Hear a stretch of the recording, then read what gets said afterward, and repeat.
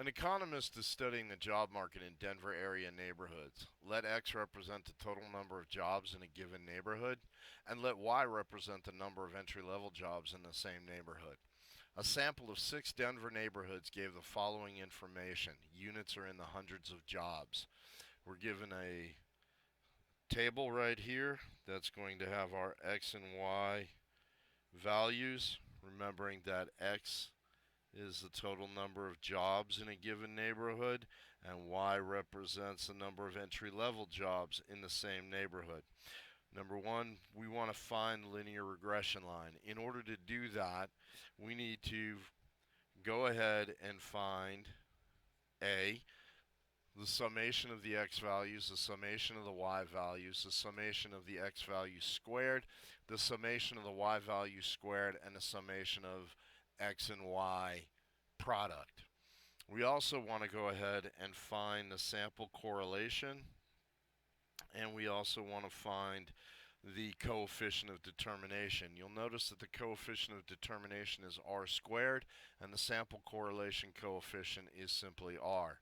Now, the easiest way to do this, or one of the easiest ways to do this, is simply use Excel, and that's what we're going to do. You can then answer the questions in whatever platform you're using, whether it be by one publisher or another. But I will show you exactly how to find everything that you need in order to answer every possible question in the platform that you're using. So the first thing we want to do is go ahead and pull in Excel. And one of the things that I want you to note is that I've already pre-filled this. Okay, I've got a table with x, y, x squared, y squared, and xy. I also have a line where I have the summations. I have an x bar, a y hat, which is going to represent our linear regression line, our r squared, which is the coefficient of determination, and then we're going to take the square root of that value in order to get the sample correlation coefficient. So we need the table set up, and I've already gone ahead and move this over so that we can go ahead and populate this. We're going to have a 14 in our first spot, and I'm just going to go ahead and fill in the X column.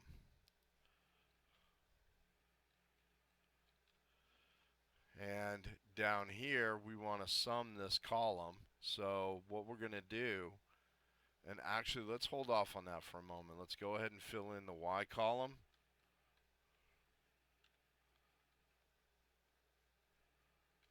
Okay, now x squared. What I want to do is I need to multiply x by itself in this particular situation. The easiest way to do that, I'm just going to use a formula equals. I'm going to highlight this, and we use an asterisk key, shift 8, highlight it again, and press enter, and I've squared it. Now what I'm going to do is copy this all the way down, and you'll notice that it is squared every single x value. I'm going to do the same thing for the y value, and the cool thing about it is I can copy this over to the right like so, and now it's copied the y value. And what it's doing is it's copying the formula, but it's adjusting it so that it's moving to the cell that I need to have the operations performed on. So now I'm going to go ahead and drag, whoops, I just want to, let me reset that. I just want to highlight this, and I'm going to put my X crosshairs right here, left click, and drag it down, and it's going to populate all of these.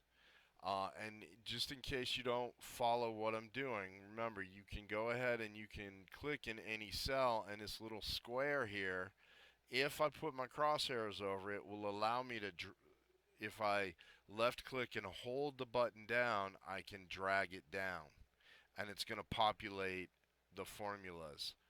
So over here we're going to do x times y, so I'm going to use a formula. We're going to type in equals 14 shift 8, which is going to give me my asterisk, times 2.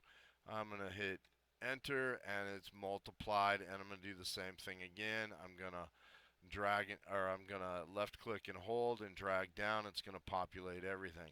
Now what I want to do is a summation of each of these columns. And let me go ahead and show you exactly what I'm doing.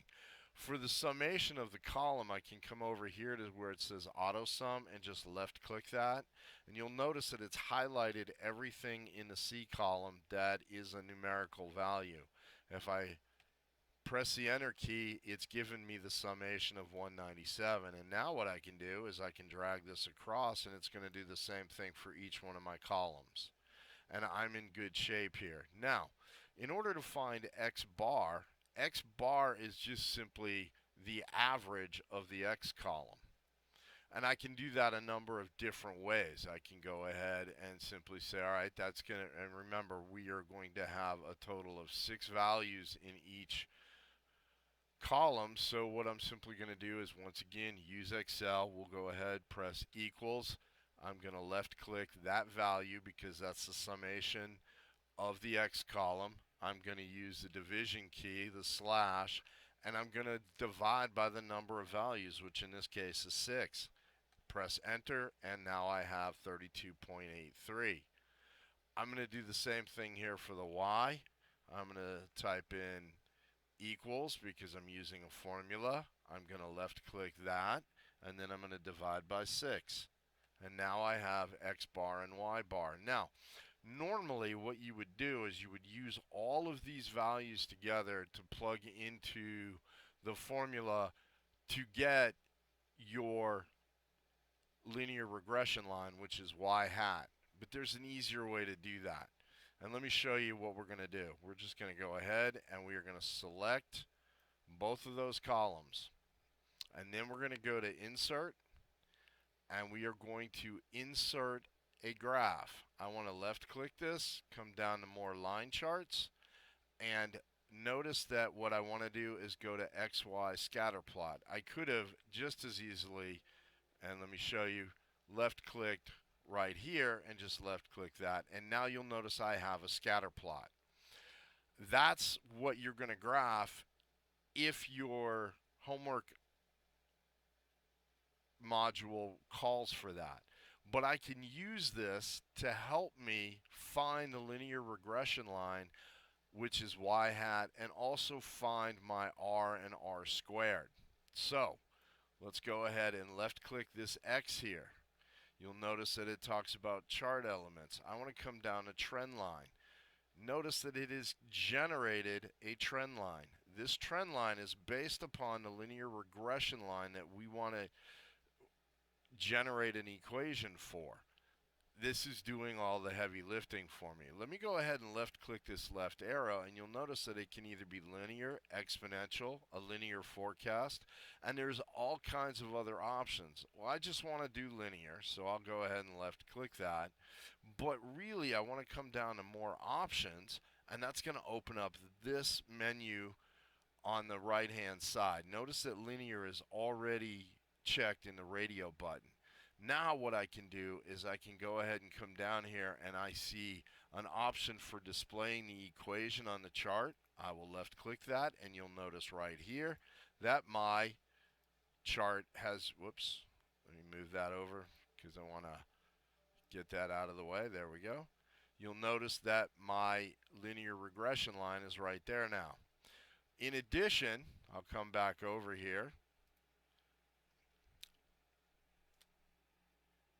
and I also want to go ahead and display R squared. And if I do that, you'll notice that it gives me R squared.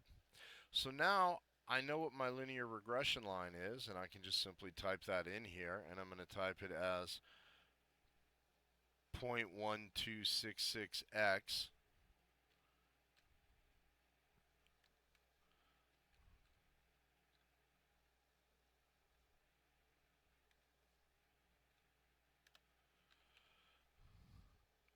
And the 0.1266 is my slope, plus, and then I'll type in my y-intercept of 0.0093.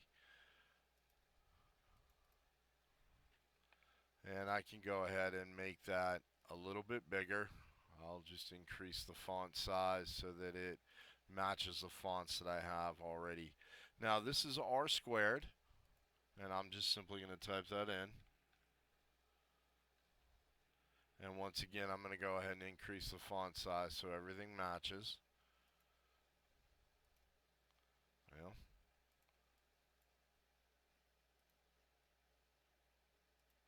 and then I want to go ahead and find r, which is simply the square root of r squared. And in this case, what I can simply do is use a formula. I'll say equals, and I'll type SQRT because that is the value, that's the formula for square root. I can open a parentheses. I'll go ahead and left click this cell, close parentheses, and I don't necessarily need to use the parentheses. It's just habit, and left click, or I should say hit enter, and now I have r, and I know that r squared is this, and you'll notice that since I increased the font size, it changed it to just 2 decimal places. I want to make sure that I have everything, if possible, out to 4 decimal places because I'm going to need to round. And then just take these values and populate them where they need to be in your program.